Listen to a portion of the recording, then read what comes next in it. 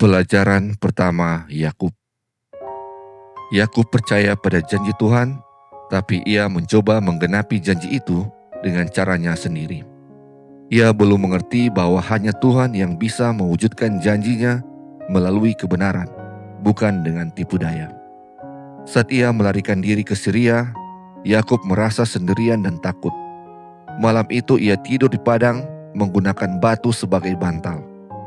Di dalam mimpinya, ia melihat sebuah tangga dari bumi sampai ke surga, dan malaikat-malaikat Allah turun naik di atasnya.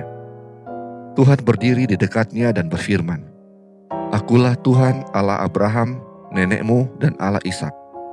Tanah tempat engkau berbaring ini akan kuberikan kepadamu dan kepada keturunanmu. Keturunanmu akan menjadi seperti debu tanah banyaknya, dan engkau akan menyebar ke sebelah timur, barat, utara, dan selatan, dan olehmu serta keturunanmu semua kaum di muka bumi ini akan mendapat berkat. Sesungguhnya aku menyertai engkau, dan aku akan melindungi engkau kemanapun engkau pergi, dan aku akan membawa engkau kembali ke negeri ini, sebab aku tidak akan meninggalkan engkau, melainkan tetap melakukan apa yang kujanjikan kepadamu." Kejadian 28 ayat 12-15. Ketika Yakub bangun, ia sangat terkejut. Ia berkata, "Sungguh Tuhan ada di tempat ini dan aku tidak mengetahuinya. Tempat ini benar-benar rumah Allah, pintu gerbang surga." Dari sini Yakub belajar bahwa Allah tidak terbatas pada satu tempat. Ibadah kepada Allah tidak bergantung pada suatu tempat tertentu, melainkan pada jiwa yang merindukan dan menemukan Dia dimanapun berada. Ia mulai mengerti bahwa Allah adalah roh, dan siapapun yang menyembahnya harus menyembah dalam roh dan kebenaran. Yakub juga belajar bahwa warisan yang dijanjikan Tuhan tidak bisa diperoleh dengan tipu daya.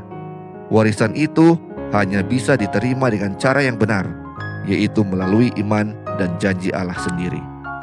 Sama seperti Tuhan pernah memberitakan Injil kepada Abraham dengan berkata, "Olehmu semua bangsa di bumi akan mendapat berkat."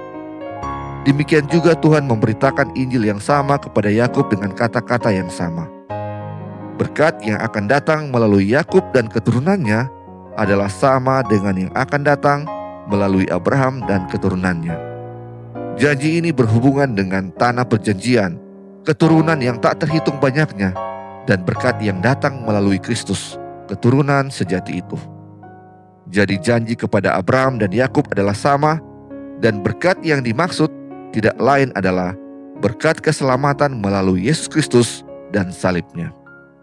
Dikutip dari buku Perjanjian Kekal, chapter 11 oleh E.J. Wagoner.